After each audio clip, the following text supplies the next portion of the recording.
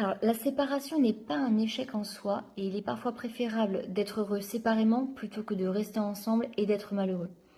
Par contre, comment bien se séparer quand on a des enfants? La première chose à faire, et on ne vous le dira jamais assez, c'est de communiquer. Si vous en êtes arrivé à un stade où vous voulez vous séparer, ça veut dire qu'en amont, ça fait bien longtemps que ça ne va plus, que ce soit en mois, voire même en années. Donc, il est important d'aller voir son partenaire de manière posée, pas sur un coup de tête et dire voilà, j'aimerais qu'on se sépare et ensuite d'en parler. Une fois que vous avez assimilé ça, c'est aussi communiquer sur l'après, que ce soit les biens matériels, les finances, la garde des enfants, et bien se mettre d'accord en amont, avant d'en parler à vos enfants, pour essayer de régler au mieux tout en communiquant. Ça, c'est la priorité. Une fois que vous avez fait ça, ce qui est très important avant d'en parler à vos enfants, c'est de gérer vos émotions. Une séparation, ça amène forcément son lot d'émotions.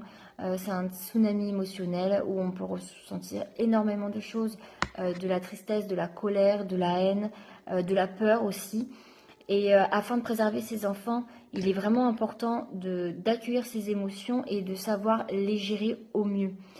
C'est vraiment prendre du recul sur la situation, du recul sur soi-même, d'accueillir ses émotions, hein, on est humain, mais de le faire encore une fois en amont pour préserver vos enfants.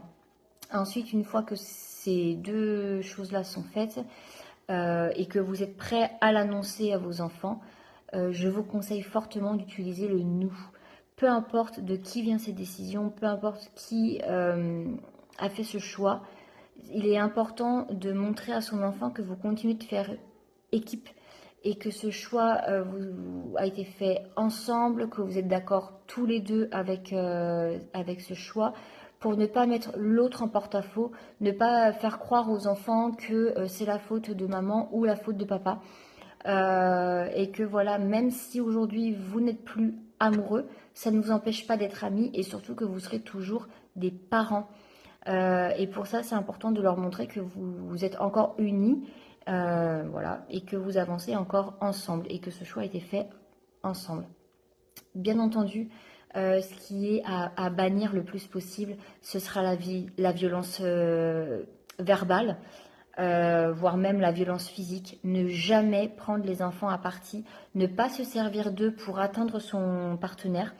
Ne pas se servir d'eux en disant par exemple ah bah tu vois ta mère elle est comme ci ou bah tu vois hein, ton père il n'a pas fait ça. Voilà. Un enfant pour qu'il évolue sainement il a besoin de ses deux parents. Et il n'a vraiment pas besoin qu'on le prenne à partie ou qu'on se serve de lui pour atteindre l'autre parce que automatiquement l'enfant en sera impacté également. La priorité là-dedans, pour vos enfants, ça va être ce sentiment d'amour, bien leur expliquer que vous les aimez et que vous les aimerez toujours. Le sentiment de sécurité, de dire que même si papa et maman ne sont plus amoureux ou ne vivent plus sous le même toit, ils seront toujours là pour lui. Voilà, que l'organisation sera différente, que la vie sera différente, mais que pour autant tout ira toujours bien.